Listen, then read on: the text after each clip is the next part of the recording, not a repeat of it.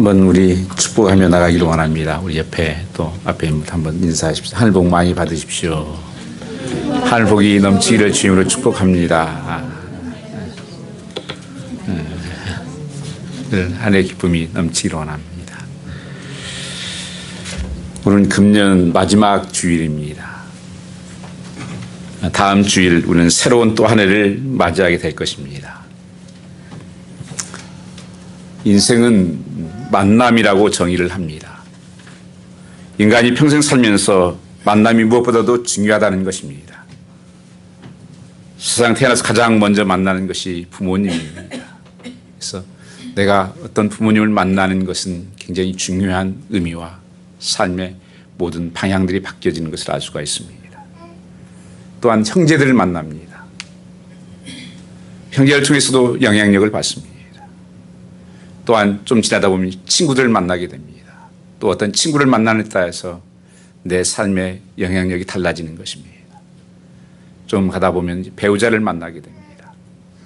그래서 많은 사람들은 그 만남을 통해서 내 인생이 결정된다. 그렇게 이야기를 하는 것입니다.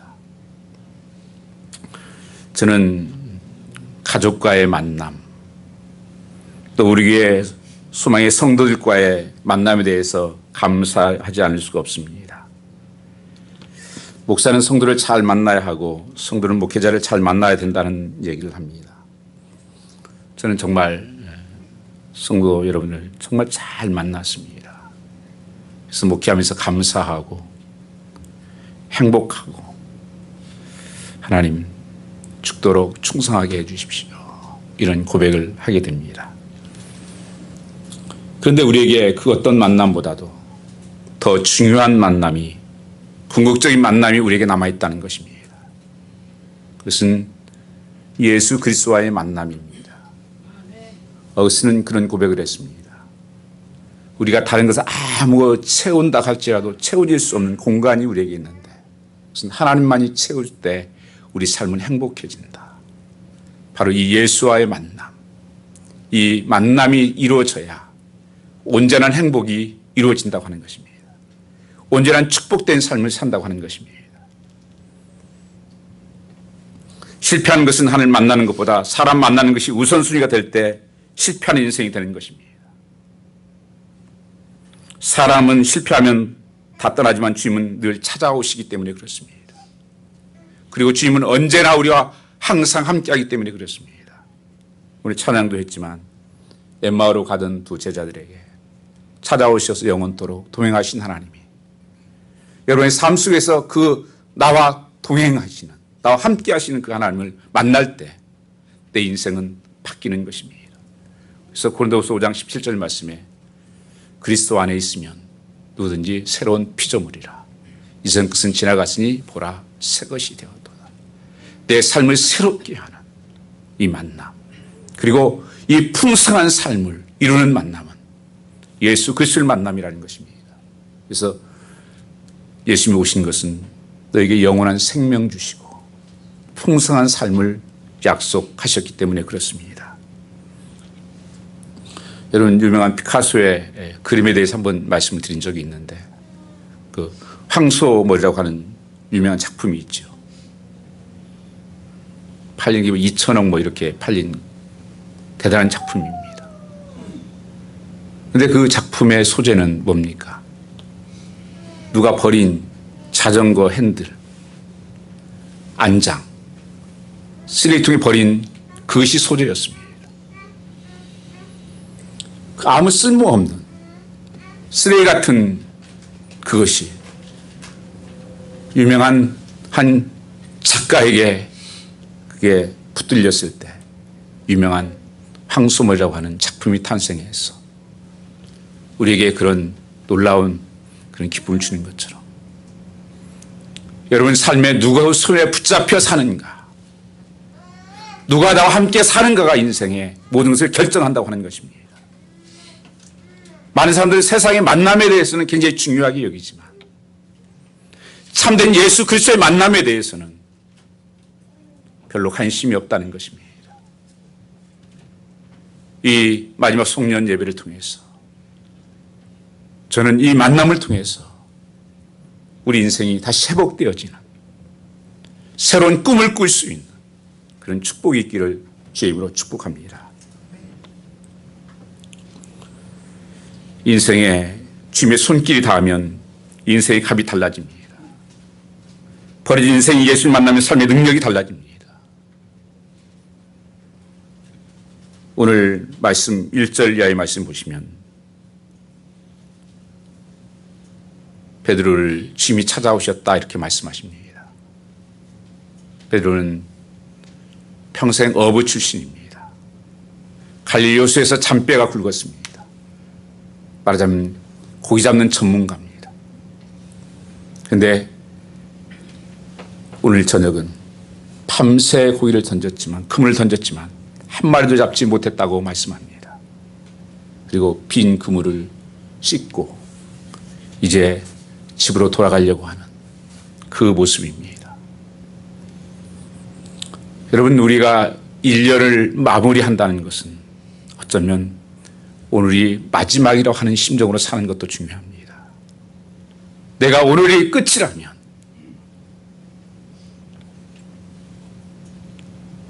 베드로의 고백이 나의 고백이 된다면 얼마나 슬픈 인생이 되겠습니까? 내가 밤새 그물을 던지고 수고를 했지만 얻은 것이 없습니다. 열매가 없습니다. 이 허무함,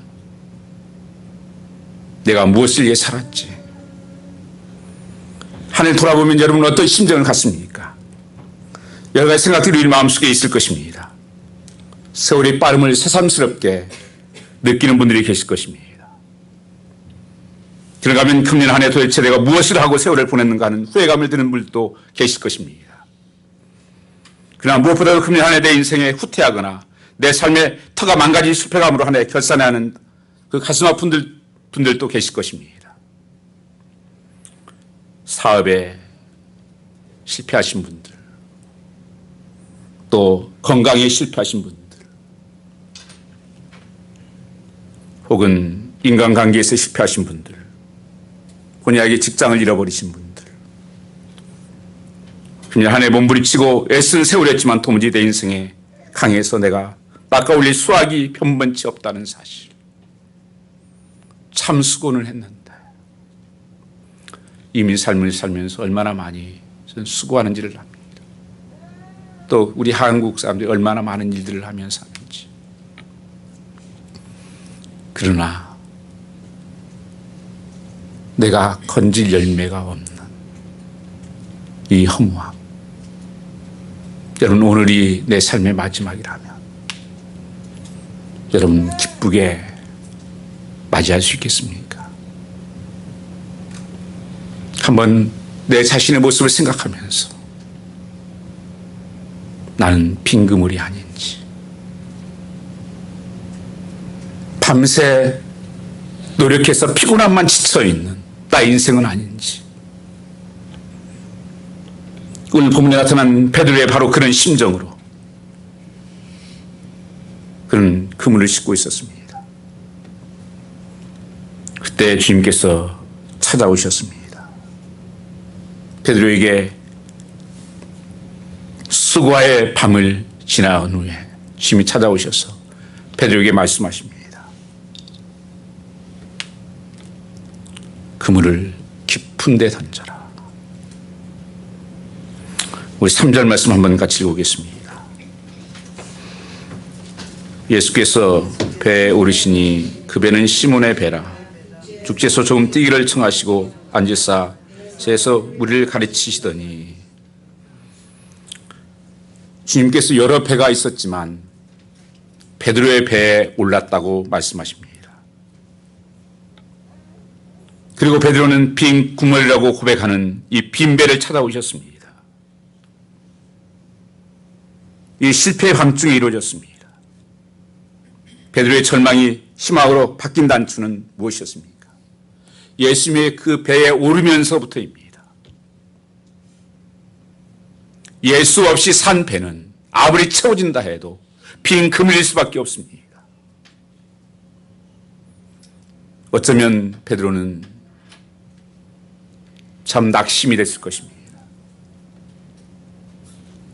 자기 그래도 고기 잡는 게 전문가인데 얻어진 게 없는, 그래서 천부의 의지 없어 손들고 옵니다. 또 어떤 사업의 빈배를 몸부림치고 있을 때가 있을 것입니다. 여러분 삶 속에 이 빈배, 빈 그물 무엇을 말해주고 있습니까? 허탈과 허무에 빠지는 사람도 있을 것입니다. 그때 여러분 기억하십시오. 이 놀라운 비밀은 주님이 그때 찾아오셨다 하는 것입니다. 주님이 처음 찾아올 때도 낮은 곳에 자기를 좁혀서 찾아오셨고, 또 우리를 만날 때 로마서의 말씀을 보면 우리가 죄인 되었을 때, 연약했을 때, 소망 없을 때 우리를 찾아오셨다고 말씀하십니다. 오늘 베드로에게도 인생의 실패의 장에서, 소망이 없는 장에서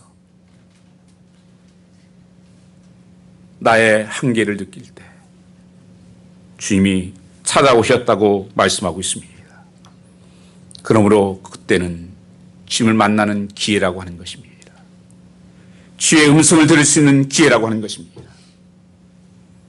그래서 실제적으로 우리에게 나타나는 실패는 실패가 아닙니다.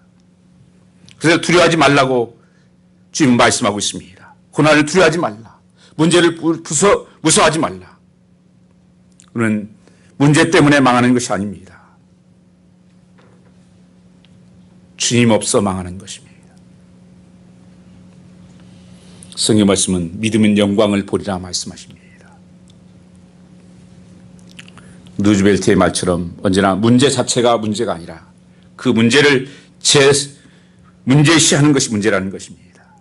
밤이 문제가 아니라 앞이 보이지 않아 눈이 보이지 않는 것이 문제라는 것입니다.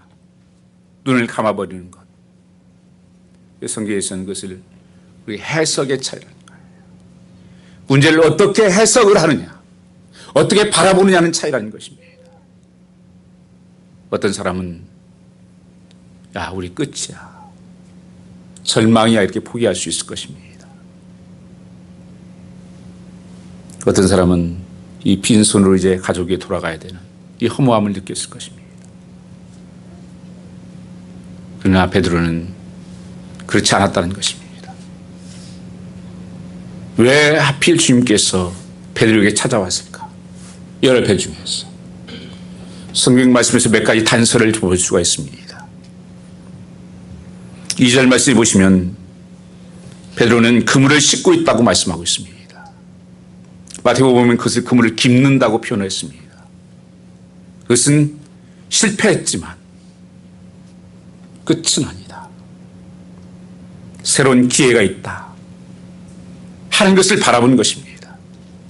그래서 그물을 씻고 정리하고 그물을 꺼매고 그 끈을 놓지 않았다는 것입니다. 많은 우리 인생의 삶에서 절망해버리고 낙심하는 때가 많습니다. 안 된다는 것입니다. 못한다는 것입니다. 너무 이 시대가 쉽게 포기하고 인내가 없는 시대를 살고 있습니다. 5절 말씀에도 그 단서를 볼 수가 있습니다. 지금 찾은 이유가 선생이 우리들이 밤이 맞도록 수고를 할 시대에 얻은 것이 없지만은 밤이 맞도록 수고를 했다. 이런 빈 그물을 계속 밤새 던지는 것이 쉬운 일이 아닙니다. 이런 고기가 많이 잡히면 힘이 나지만 고기가 안 잡히면 더 2배로 피곤한 거예요. 이 권투 선수가 그러더라고요. 이 펀치를 날리면 이 맞으면 훨씬 힘이 난대 오히려. 근데 헛식만 계속 하다 보면 2배 힘이 든다고. 그것을 밤새 그러고 있었습니다. 밤새. 베드로의 심정은 내 힘으로 안 되는구나. 내 능력으로 안 되는구나. 내 지식과 경험 가지고 안 되는구나 하는 것을 느꼈을 것입니다. 그럼에도 불구하고 포기하지 않고 해봐야 되겠다. 이곳에 주님이 찾아오셨습니다. 오늘 여러분 삶 속에서 베드로처럼 나는 실패했다고, 나는 빈손이라고 그 허무함을 느끼는 분이 계십니까? 여러분 포기하지 마십시오. 끝까지 붙드십시오. 나는 할 수 없다고, 주님이 필요하다고, 주님은 그 심정을 읽었을 것입니다. 그래서 베드로를 찾은 것입니다. 오늘 또 하나님 앞에 이 빈궁을 다고 고백할 수 있는 사람, 하나님 나는 안 됩니다, 그런 고백할 수 있는 사람, 빈 마음을 가지고 있는 사람을 주님은 찾고 계시는 것입니다. 베드로의 빈배에 예수님께서 타심으로 모든 것이 달라졌다고 하는 것입니다. 주님이 어떤 곳에 오십니까? 이런 빈 마음, 빈 그릇, 하나님 앞에 내 힘으로는 살 수 없습니다, 안 됩니다 하는 그 자리에 주님은 늘 찾아오셨습니다. 주님, 내 인생의 배에 오르시옵소서. 여러분, 가정이 흔들립니까? 우리 가정에 주님이 오르시옵소서. 이 시대가, 교회들이 흔들립니까? 주님이, 선장 되신 주님이 그 배에 오르시기만 하면 인생은 터닝 포인트가 일어나기 시작합니다. 놀라운 역사들이 일어나기 시작합니다. 그래서 사람이 누구를 만나냐에 따라서 인생이 결정되는 것입니다. 무능한 인간이 전능자를 만났을 때, 추한 죄인이 속죄의 주님을 만났을 때, 연약한 인간이 능력의 주님을 만났을 때, 어리석은 인간이 지혜의 주님을 만났을 때, 병든 인간이 치료 강수를 만났을 때, 가난 자가 부유의 주님을 만났을 때 인생의 변화되는 것입니다. 그래서 정말 예수를 만난 사람은 제 인생의 최대 행복이요 복이라고 고백할 수밖에 없는 것입니다. 가끔 여러분들도 그런 생각이 있을 것입니다. 교회 참 어떨 때는 섬기기가 참 힘들기도 하고, 참 예수 믿기가 힘들어진 이때 목회자들도 가끔은 그렇습니다. 제 초창기에 신학교를 가고 너무 힘들고 어려우니까 새로운 전자제품 뭐 이렇게 나오면 그 쇼윈도에서 아이고 저거 그래 맞아, 저거 우리 생각했었었는데 저게 나왔구나, 뭐 지금은 전혀 다르지만 그때 당시에는 몇 년 후에 계획됐던 게 있었었는데 그걸 보면서 발을 못 떼고 삶에 이렇게 갈팡질팡 하던 때가 한두 번이 아니었습니다. 그때마다 지금 생각해 보면 내 인생이 예수 믿지 않고 살았더라면 무슨 재미로 살까? 무슨 삶의 의미가 있었을까? 지금 지나 생각하면 얼마나 감사하고 얼마나 행복한지. 예수 믿고 사는 삶이 기적의 삶이에요. 날마다 기적의 삶입니다.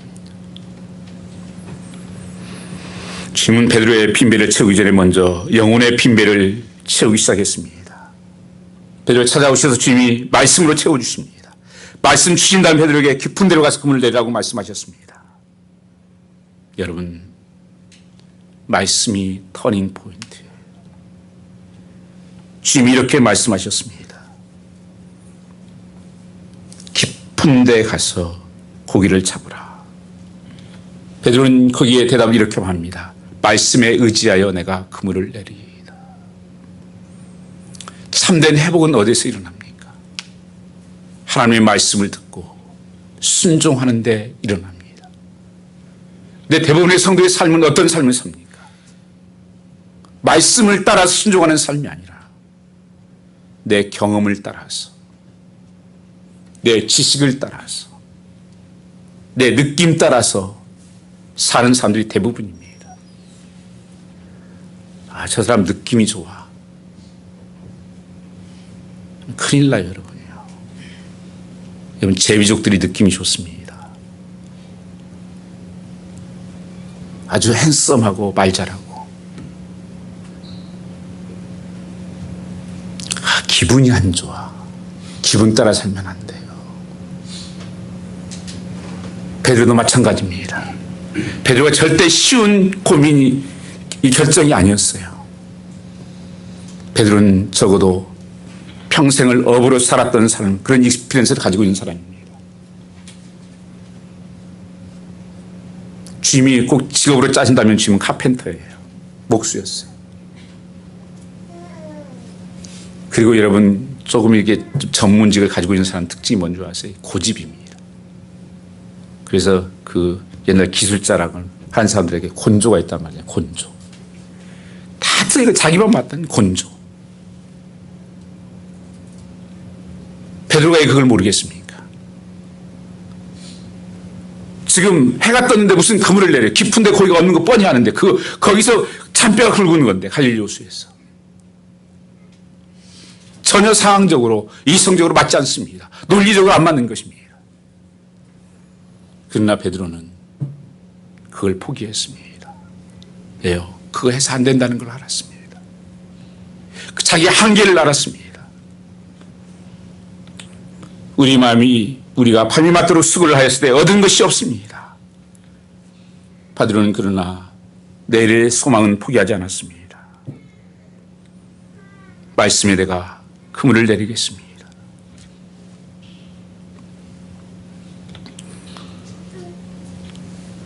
그 난치의 병과 싸우는 사람들의 그 통계를 보니까 한동안 잘 견디다가 굉장히 순간에 갑자기 병세가 악화져서 세상을 떠난 분들이 많은데 그 특징이 뭐냐니까 잘 견디다가 어느 시점에 와서 낙심해 버린대요. 좌절해 버린대요. 아유, 안 나, 안 돼. 거기에 넘어지더라고요. 자기의 좀 아는 지식이 문제라는 거예요. 전에 있었던 교회에서 그 센잔 약대를 다니는 한 자매가 있었어요. 근데 이 자매가 하루 종일 얼굴이 새카매져요. 그러면서 자기는 죽는데요. 그래서 왜 그러냐니까 간이 나쁜데 간에는 약이 없다는 거예요. 이제 약사 조금 공부해가지고 뭐 이제 그런 거예요. 간에 약이 없으니 죽는다고. 제가 그 맨하탄 마운틴 사이나 거기 병원에도 데리고 가고 그랬었는데 죽는다는 거예요. 왜 죽느냐고. 약이 없대요, 약이. 약사가 약이 없다고 그러는데 어떻게 하겠습니까? 아니라고. 하나님이 살리는 거라고.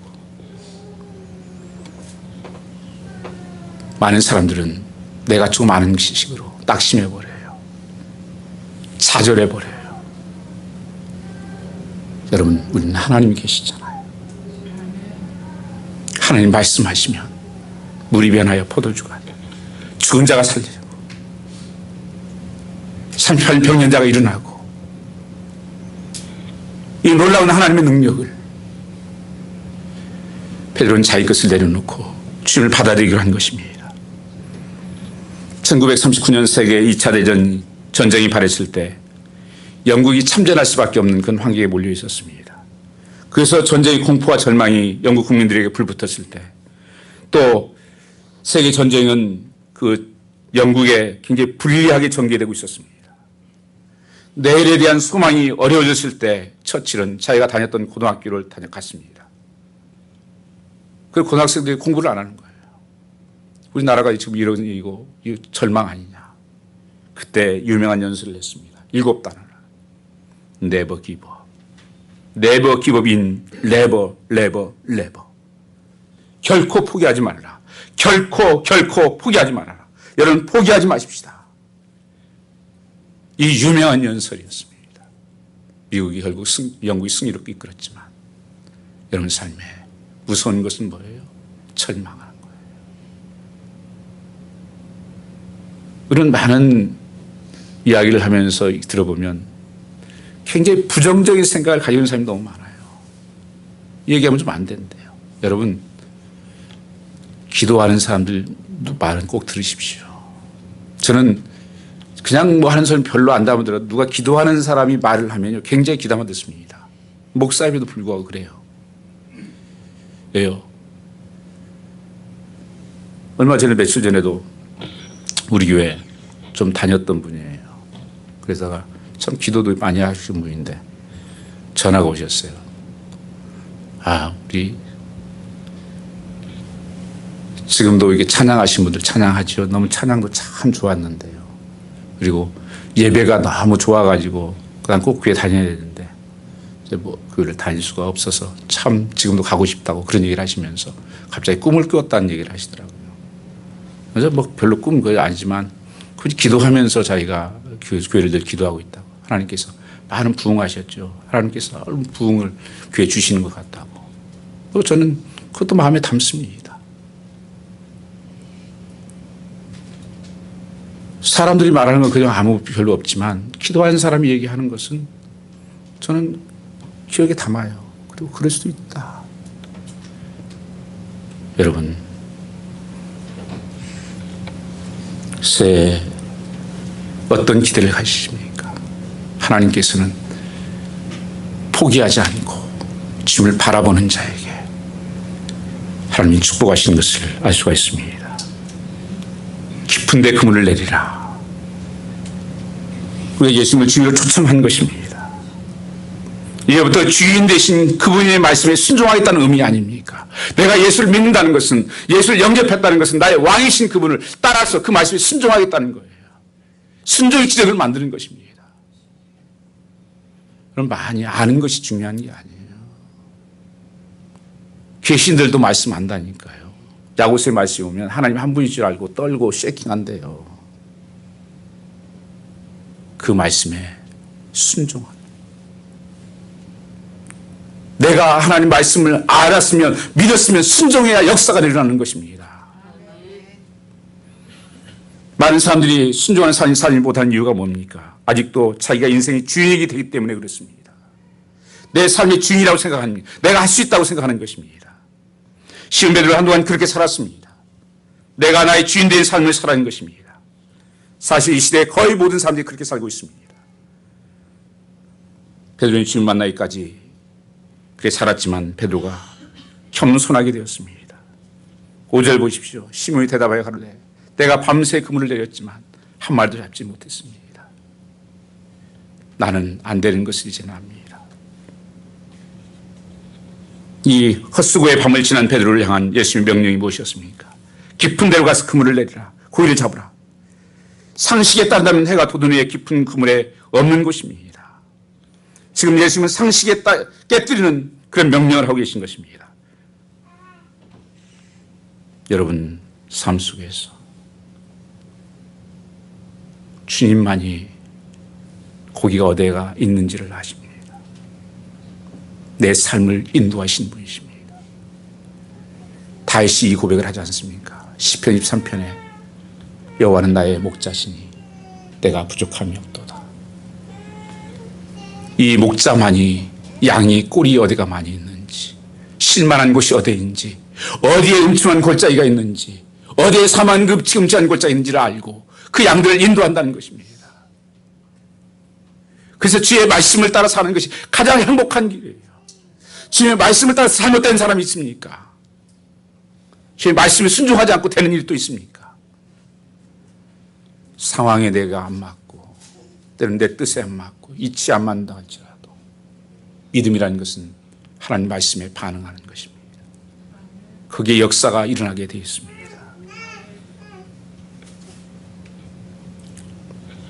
그렇게 했더니 고기가 그물이 찢어질 정도로 많이 잡혔다는 것입니다. 만선이 되었다고 하는 것입니다. 성경 말씀에 보면 예수님의 말씀이 도저히 현실에 또는 자기 경험에 맞지 않은 것인데 그렇게 명령하십니다. 이 말씀에 순종한 사람 누구나 똑같은 기적을 체험하는 기회가 되었습니다. 6절 말씀 같이 한번 읽어보겠습니다. 그리한즉 고기를 내온 것이 심이 많아 그물이 찢어지는지라. 여기에 굉장히 중요한 단어가 그리한즉이에요. 순종한즉. 상황이 아니에요. 우리는 상황 보고 낙심하는 거예요. 우리는 하늘을 바라보는 것입니다. 그리한즉. 고기가 너무 많이 잡혀서 그물이 찢어질 정도가 되어서 다른 배들도 우락에서 같이 했다고 하는 것입니다. 기독교는 결코 이성이나 상식을 무시하는 신앙이 아닙니다. 그렇다고 상식과 이성에 매여 있는 종교가 아니라는 것입니다. 그걸 뛰어넘는 것입니다. 이제 내 이성과 상식의 우상을 깨뜨리고 내 인생의 참된 주인이신 예수님 앞에 엎드려 우리 고백해 보지 않겠습니까? 아니, 이제부터는 새해에는 내가 하나님 말씀에 의지하여 그물을 내리며 살겠습니다. 더 이상 과거처럼 내 잘난 것, 내가 자랑하던 내 판단력, 경험에 의지하지 않겠습니다. 주의 말씀 붙들고 순종하며 살겠습니다. 베드로는 밤새에서 피곤한 상태였습니다. 고기를 잡지 못해서 불편한 마음이었습니다. 그래도 베드로는 순종했다 말씀하십니다. 아브라함의 아들을 바치라고 명령하시니까 하나님께서 너를 내가 이제 사랑하는 줄 알겠다. 그 순종을 통해서 하나님을 알게 됩니다. 모세에게 지팡이를 들어 홍해를 내리치라고 말씀하십니다. 내리칠 때 하나님의 살아계심을 알게 됩니다. 여호수아에게 여리고성을 7일 동안 돌라고 말씀하십니다. 소리 지를 때 여리고성이 무너집니다. 그래서 하나님의 살아계심을, 하나님의 기적이 일어난 것입니다. 하나님은 우리의 능력보다 우리의 순종을 원하십니다.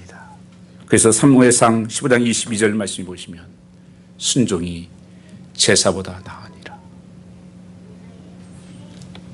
신명기 28장 전체 말씀 보면 전반부는 말씀에 순종하는 자에게 복이 임하고 말씀에 불순종하는 자에게 저주가 임할 것을 18장 전체에서 말씀하고 있습니다.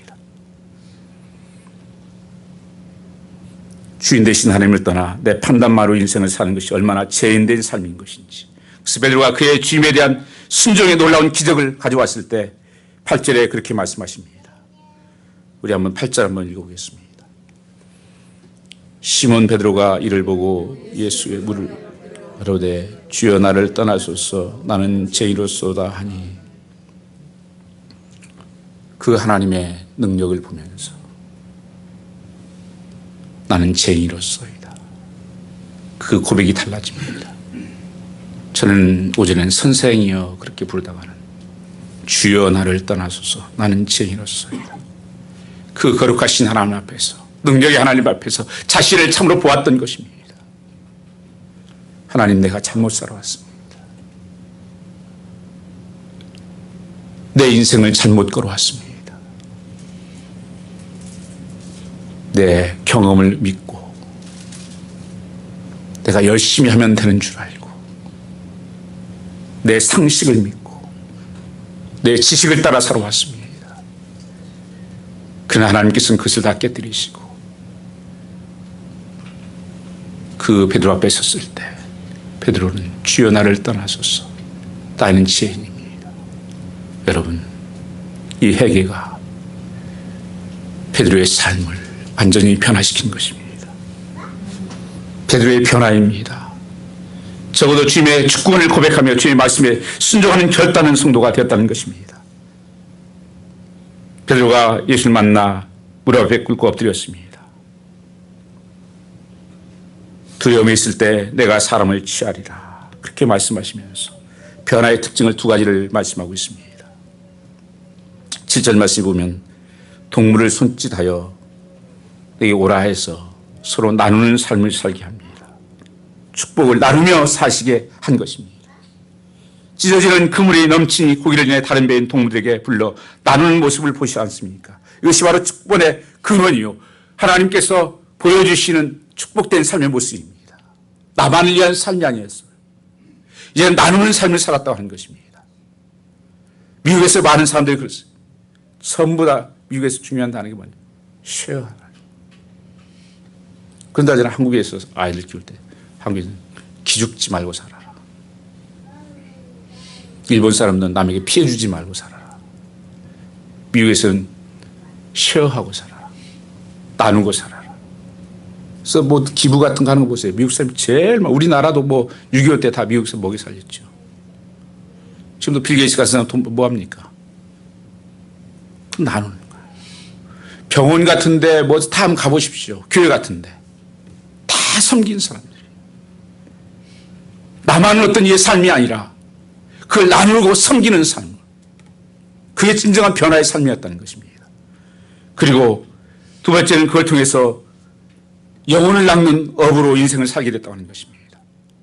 성경에서 이 말씀은 직업을 나쁘게 말하는 것이 아닙니다. 그 직업 가지고 충성되게 사는 것 중요한 것입니다. 근데 그것이 내 집 넓히고 내 화장실 넓히고 내 차 넓히고 이것이 삶의 목적이 아니라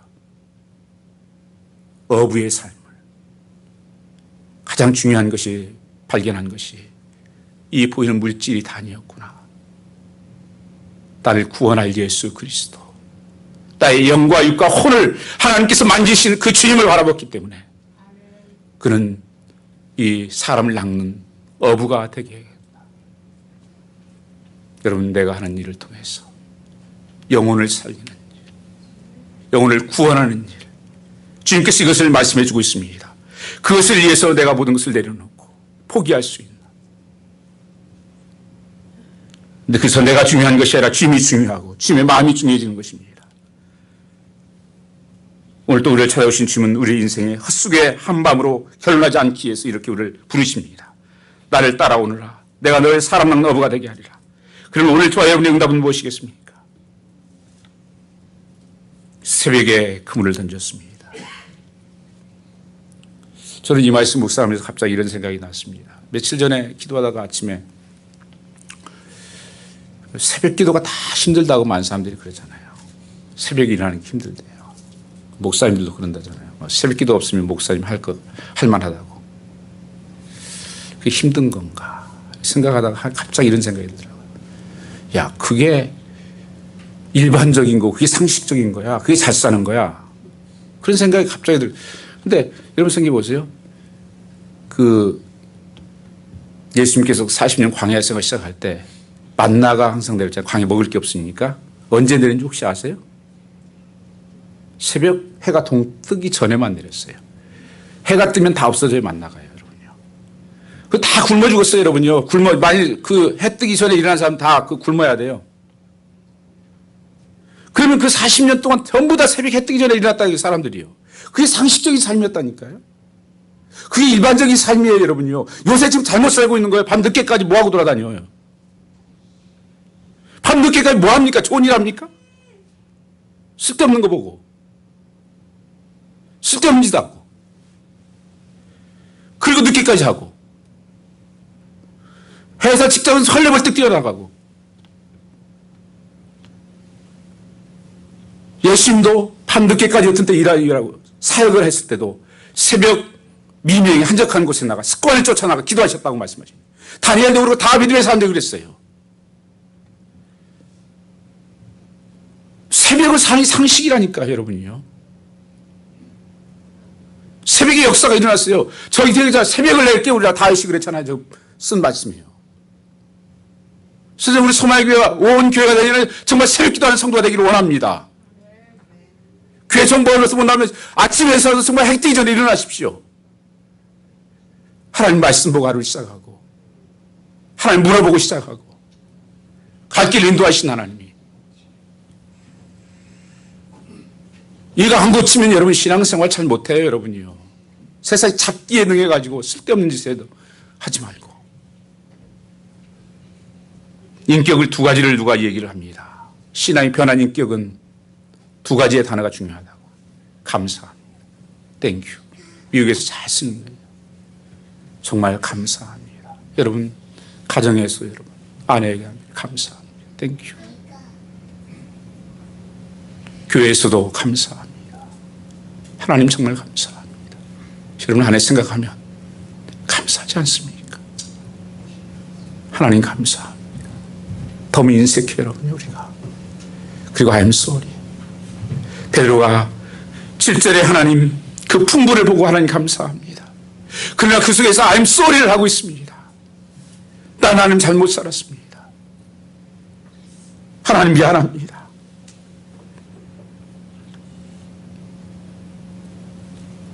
우리는 작은 일에도 큰 일에도 중심에서 하나님 감사합니다. 여러분 자녀에게 감사하고 부모에게 감사하고 성도들이 서로 감사하는, 그리고 내가 잘못했으면 I'm sorry. 저는 우리 소망교회에 정말 이런 성도들을 보고 싶습니다. 제 모습 속에서 이걸 보여드리고 싶습니다. 세상 일을 열심히 하되 예수님께만 무릎 꿇을 수 있는 사람, 교회를 사랑하되 교회 일보다 예수님 자신을 더 사랑하는 사람, 말씀에 의지하여 사업하고 말씀에 의지하여 공부하고 말씀에 의지하여 하나님 일을 하되 언제나 모든 것을 예수님 앞에 버릴 줄 아는 사람, 그리하여 모든 것을 얻었으나 모든 것을 버리고 예수를 따를 수 있는 사람, 그런 직분자, 그런 성도들, 그런 한 사람이 되고 싶지는 않습니까? 여러분은 어떻게 대답하겠습니까? 베드로는 그 모든 것을 내려놓았습니다. 자기가 의지했던 것들, 믿었던 것들, 살아야 될 것들을 왜요? 주님이 복의 근원이셨고 하나님을 사랑하는 자, 그 때를 입은 자는 모든 선의 선을 이루신 하나님, 너희는 먼저 그 나라와 그를 구하라. 그러면 이 모든 것을 내게 다 해주시리라. Seeking first kingdom of God. 하나님 우선순위를 사는 사람에게 하나님의 복에 복을 더하여 주신다 말씀하신 것입니다. 베드로가 모든 것을 버렸을 때 두려워하지 말라. 베드로의 마음을 알았을 거예요. 이거 놓으면 내가 놓으면 다 죽는데. 아니요. 내가 붙잡아 줄게. 내가 함께 할게. I'll be with you. 오늘 이 성탄에, 아니 이 송년에 하루를 마무리하면서 새로운 삶의 도전이 있기를 주님으로 축복합니다. 우리 찬양 같이